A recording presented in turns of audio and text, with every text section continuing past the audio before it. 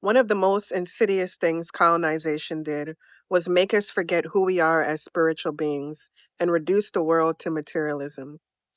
Colonization didn't just take the land, it shaped the way we think, the way we see ourselves, and the way we relate to life and each other.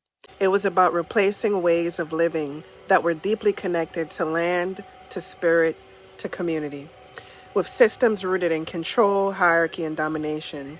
And a part of that shift was philosophical.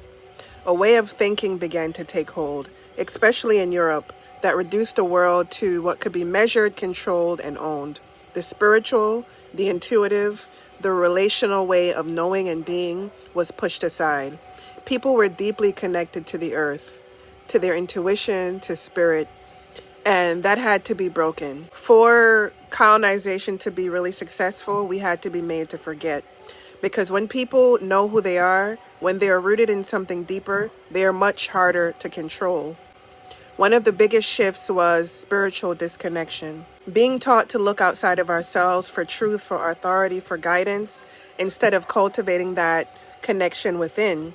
And many ancestral and earth-based spiritual practices were suppressed, outlawed, and even labeled as demonic, simply because they kept people connected to themselves, to the land, and spirit. And we actually had tools that could liberate us by our ancestral connection and our ability to work magic and to partner with spirit to liberate ourselves. And, in my own journey, as I began to heal and listen more deeply, my intuition and my spiritual gifts started to come online. My connection to spirit became my guide. And I realized how much we've been conditioned to disconnect from that. This is where the concept of Sankofa comes in, to go back and retrieve what has been lost.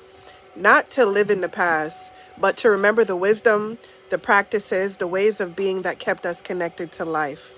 Because without that connection, it's so easy to get lost in materialism, in external validation, in systems that pull us further away from ourselves and deeper into this Babylonian system.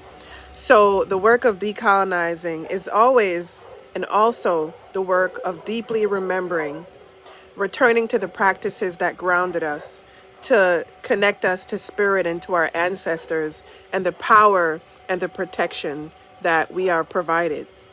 That brings us back to who we truly are.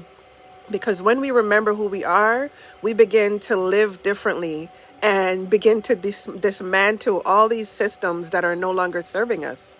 And this is how we change things.